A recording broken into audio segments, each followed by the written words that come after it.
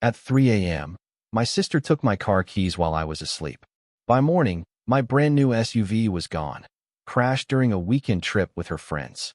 When she returned, Mom said, "Stop blaming her. She would never do that." I just smiled, because the car she drove off with actually Mom's. I, 32M, woke up to silence that morning, the kind that makes your gut twist before your brain catches up. The clock read 9:47 a.m. My keys weren't on the nightstand where I always left them. My wallet sat untouched, my phone charging beside it, but those keys had vanished like smoke. I walked to the window and looked down at the parking spot. Empty. The brand new SUV I'd saved 3 years for, the metallic gray beast I'd driven off the lot just 6 weeks ago, was gone. My chest tightened. I checked my phone for messages, calls, anything. Nothing. I went downstairs where Mom was making coffee, humming some old tune like the world was perfectly fine. I asked her if she'd seen my car. She looked up with that practiced, innocent expression she always wore when covering for my sister, and said she hadn't noticed anything unusual. I told her my keys were missing and my SUV was gone. She suggested maybe I'd parked it somewhere else and forgotten. I was 32 years old, and she was treating me like a confused teenager. I felt the anger building, but kept my voice level. I asked her directly if my sister had been here last night. Mom hesitated for just a second too long before saying my sister had stopped by around 2 a.m. to grab something she'd left in the guest room. "Just something small," she said. "Nothing important." I asked why my sister would need to come at 2 a.m. for something small. Mom got defensive then, telling me not to start making accusations when I didn't know what happened. She said my sister was going through a tough time and didn't need me adding stress to her life. I went back upstairs and called my sister 14 times. Every call went to voicemail. I texted her asking where my car was. No response. I checked my insurance app and saw no accident reports filed. I checked Find My iPhone thinking maybe she'd left her phone in the car, but she'd turned off location sharing months ago during one of her previous schemes. The day crawled by like broken glass. I filed a police report for a stolen vehicle, gave them my sister's information, and the officer gave me that look cops give you when they know it's family drama they don't want to touch. He said they'd look into it, but advised me to try resolving it personally first. I told him I'd tried that. He wrote down his notes and said he'd be in touch. 3 days went by.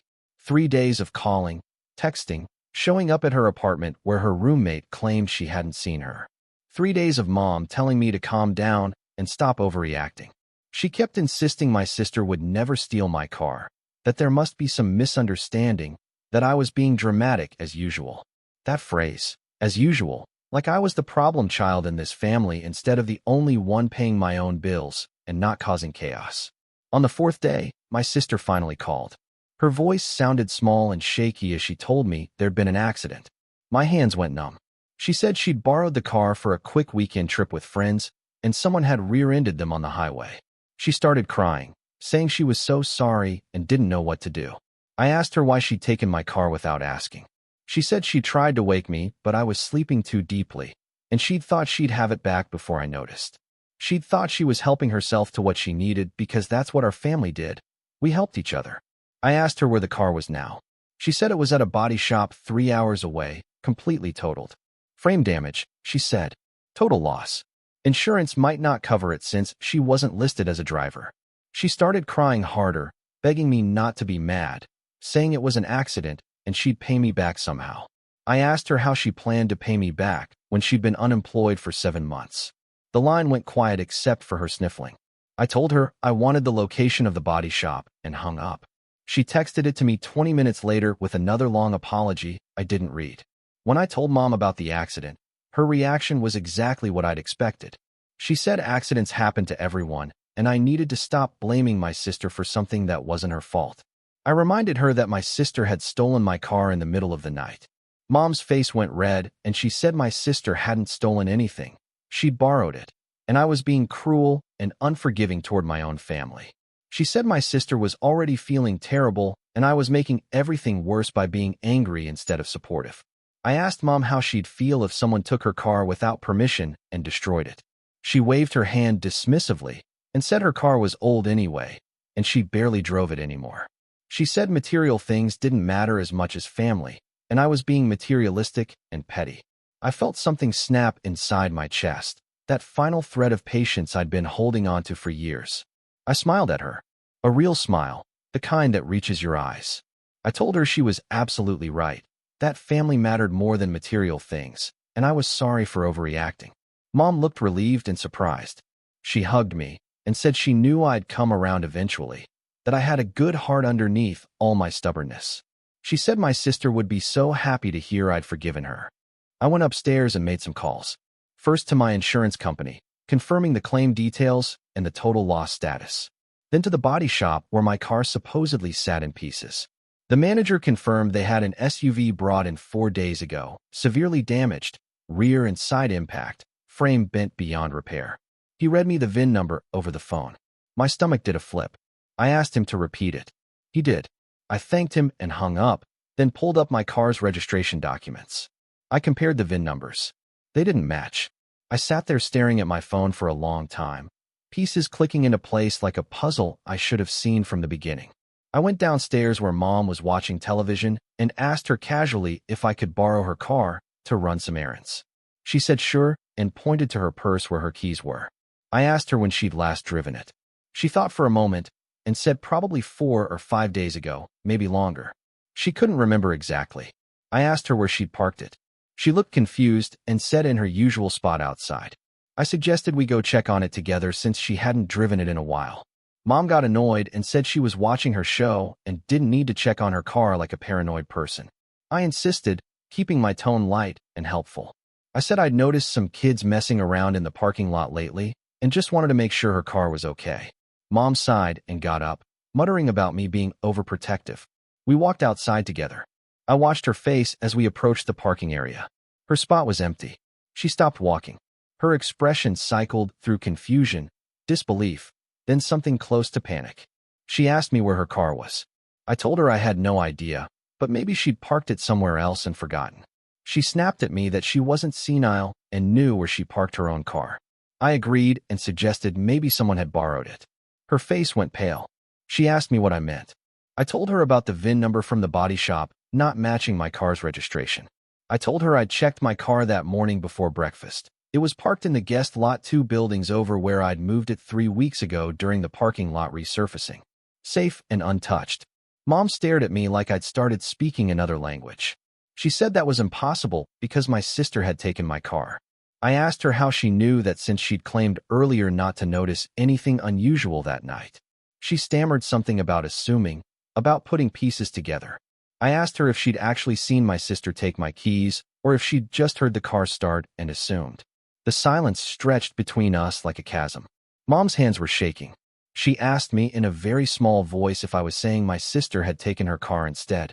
I told her that according to the VIN number at the body shop, yes, my sister had taken Mom's 2019 sedan, not my 2024 SUV. I mentioned that our cars looked similar in the dark, both gray, both parked near each other that night before I'd moved mine. Mom started crying. She said this had to be a mistake, that my sister would never do that to her. I reminded her that she'd spent 4 days telling me my sister would never steal from me either, yet here we were. Mom said it was different because my sister didn't know it was Mom's car, she'd thought it was mine. I asked her how that made the theft better. She didn't have an answer. My sister showed up at the house 2 hours later. Mom had called her crying, and she'd driven over in her friend's car to do damage control. She walked in with her practiced, apologetic expression, the one she'd perfected over years of screwing up and getting forgiven. She tried to hug Mom, who stepped back. That's when my sister knew something had shifted. Mom asked her which car she'd taken that night. My sister glanced at me, then back at Mom, clearly trying to figure out what trap she'd walked into. She said she'd taken my car like she'd already explained. Mom asked her what color it was. My sister said gray. Mom asked her what model. My sister hesitated and said an SUV. Mom asked her what the license plate was. My sister couldn't answer.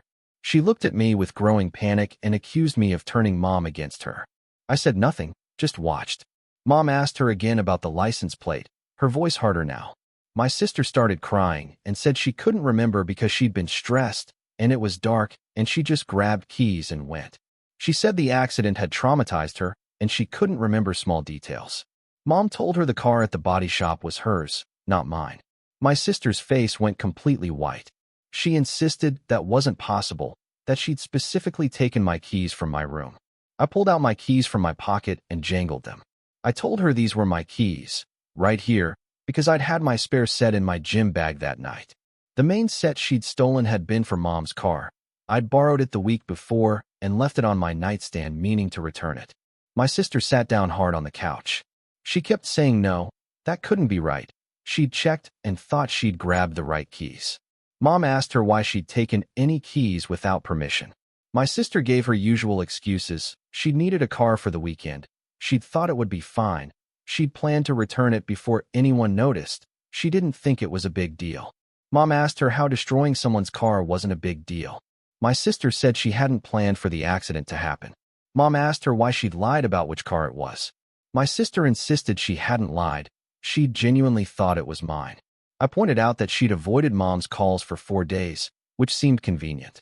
She said she'd been dealing with the accident trauma. Mom asked her how she planned to pay for the car.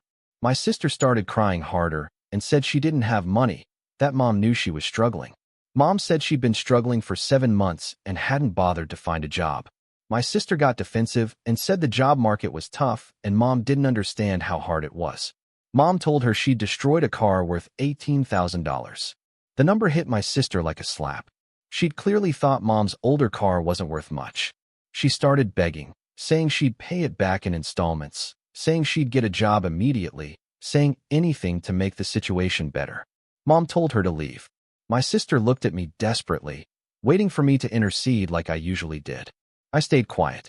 She begged Mom not to kick her out, not to be mad, to please forgive her like family was supposed to do. Mom repeated that she needed to leave, and they'd talk later when Mom had calmed down. My sister left still crying, shooting me hateful looks like this was somehow my fault. After she left, Mom sat in silence for a long time. Then she apologized to me. She said she'd been wrong to dismiss my anger, wrong to protect my sister from consequences, wrong to enable her behavior for so many years. She said she'd always thought she was helping by being understanding and forgiving, but she'd actually been teaching my sister that actions didn't have consequences as long as she cried enough. I told her I appreciated the apology. She asked me how I'd known to move my car. I explained I hadn't known. The parking lot resurfacing had been real, and I'd moved it 3 weeks ago out of necessity. But when my keys disappeared that night, I'd had a feeling about what was happening. My sister had done things like this before, smaller things, and Mom had always smoothed them over. I'd been waiting for the pattern to hit critical mass. Mom asked me why I hadn't warned her. I told her honestly that I'd tried for years to warn her, and she'd called me unsupportive and cruel every time. She nodded slowly and acknowledged that truth. She asked me what she should do now. I said that was her decision, but whatever she chose, she needed to stick to it and actually let my sister face the consequences. Update 1. Mom filed an insurance claim for her car.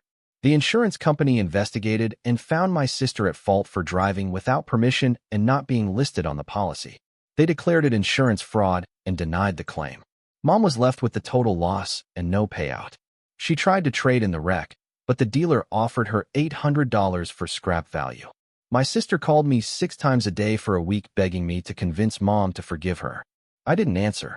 She showed up at my apartment, and I didn't let her in. She sent long texts about family loyalty and forgiveness, and how I was ruining her relationship with Mom. I blocked her number. She got a job 2 weeks later at a retail store. Minimum wage, part-time. She started making payments to Mom of $50 every 2 weeks. At that rate, she'd pay off the car in about 17 years. Mom accepted the payments without comment. My relationship with Mom improved significantly. She stopped making excuses for my sister around me and started actually listening when I talked. She admitted she'd played favorites for years because my sister seemed to need more help, but she'd realized she'd been confusing enabling with helping. We had dinner once a week and talked about things that weren't family drama. My sister and I didn't speak for 4 months. When she finally sent an unblocked message from a new number, it wasn't an apology. It was an accusation that I'd set her up, that I'd deliberately let her take the wrong car to teach her a lesson, that I was vindictive and cruel. I screenshot the message and sent it to Mom without comment. Mom called my sister and told her the payments were now $75 every 2 weeks, and if she contacted me again with accusations, they'd go up to $100. My sister stopped contacting me. I heard through family friends that she was still working retail and living with 3 roommates to afford rent.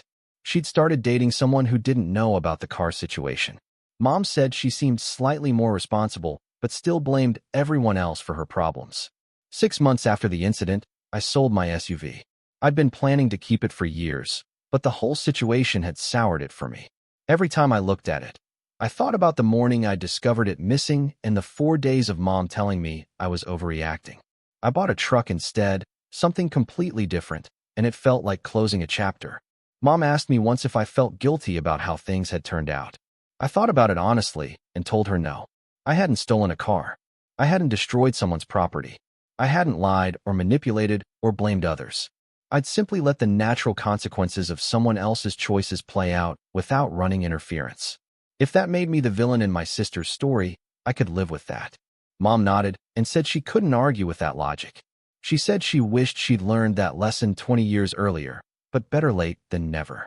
She asked me if I thought my sister would ever really understand what she'd done wrong. I told her honestly that I didn't know, but it wasn't my job to make her understand. That was something she'd have to figure out herself. The last time I saw my sister was at a family friend's wedding 8 months after the incident. She pretended I didn't exist, talking to everyone else, and moving away whenever I came near. Mom noticed and asked me if I wanted to leave. I told her I was fine, and we stayed for the whole reception. I danced with Mom and ate cake and had conversations with relatives who didn't know the full story. My sister left early with her boyfriend, and I heard later she'd told him I'd stolen from her years ago and she couldn't be around me. The lie was so absurd I almost laughed. Mom heard the same story and called my sister the next day to correct the record. I told Mom she didn't have to do that, but she said yes she did, because enabling included letting lies spread unchallenged. I don't know if my sister will ever take real responsibility for what she did. I don't know if she'll ever apologize sincerely or understand why her actions were wrong beyond just getting caught. But I know I'm done being the family member who absorbs chaos to keep the peace. I know Mom learned something important about love versus enabling. And I know that sometimes the kindest thing you can do for someone is let them face the full weight of their choices. The morning after the wedding, Mom called and asked if I wanted to go car shopping with her. She'd saved enough for a down payment on a decent used car and wanted my opinion. We spent the afternoon test driving sedans and talking about features and payments. She chose a blue one, something completely different from her gray sedan, and said it felt like a fresh start. When we finished the paperwork, she thanked me for coming with her. Then she thanked me for not protecting her from the truth about my sister. She said it had hurt at the time, but needed to happen. I told her she was welcome and suggested we get lunch to celebrate her new car. We went to a diner and ate burgers and talked about everything except family drama. That's when I knew things had really changed. The silence where my sister's chaos used to be wasn't empty. It was peaceful. And peace, I was learning, was worth protecting even when protecting it looked like cruelty to people who confused chaos with closeness. My sister had taught me what family shouldn't be. Mom had taught me it was never too late to learn. And I taught myself that boundaries weren't betrayal, they were survival. If you'd like to see more stories like this, a gentle tap on the subscribe button would mean the world to us.